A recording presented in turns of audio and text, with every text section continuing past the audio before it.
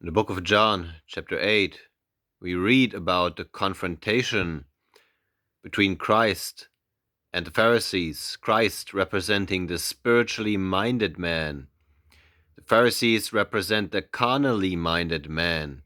You see, the natural man or the carnally minded man cannot receive the things of the Spirit of God, for they are foolishness unto him. Neither can he know them, because they are what? Spiritually, internally perceived. But you see, the carnal mind only sees everything through the lens of outward appearance. Everything that he perceives is superficial. That's why when he reads the scriptures and he reads about a church, he thinks it's a 3D physical building, but it's actually your body. He reads about the Son of God, about Christ, and he thinks it's talking about a flesh individual person.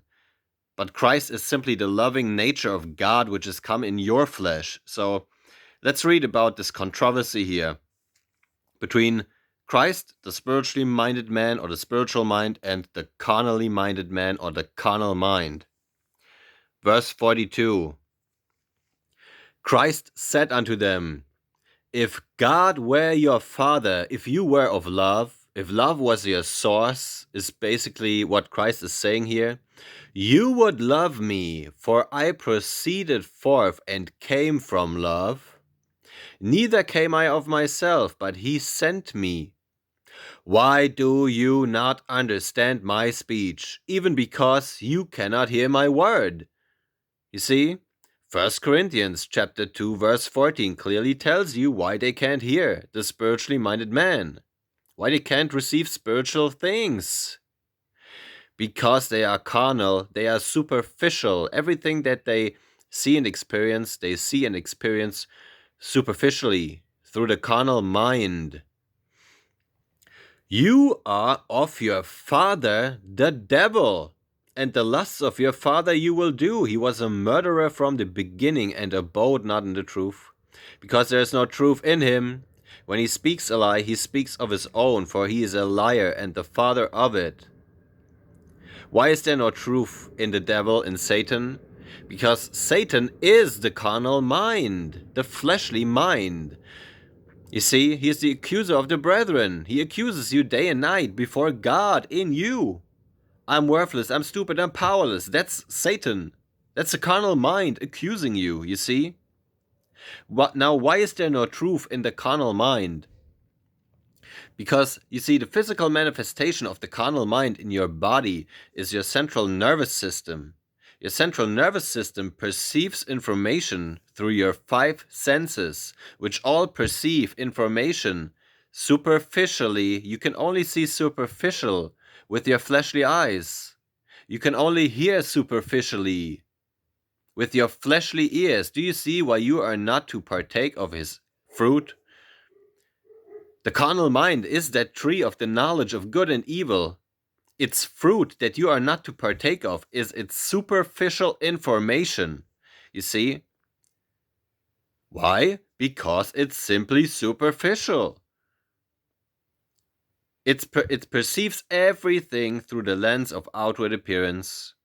Just like its children, the children of the devil, the children of the carnal mind, are also carnally minded, superficial. That's why they perceive everything in these scriptures as superficial and fleshly. They read about people, they read about characters, they read about places in these scriptures, and they think it's talking about fleshly people or 3D physical places, when they are denoting or symbolizing simply states of consciousness that you go through, you travel through them on your way to the promised land, which is the spiritual mind. You see, that's another thing that carnal, fleshly, superficial people will not understand or receive. They think the promised land is some 3D physical land somewhere in the Middle East. How superficial can you be? How carnal can you be to think that the spiritual mind is a piece of land? Are you kidding me? Love is God.